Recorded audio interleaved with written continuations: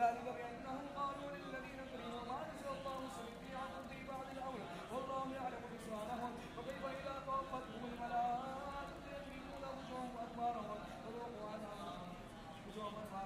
ذلك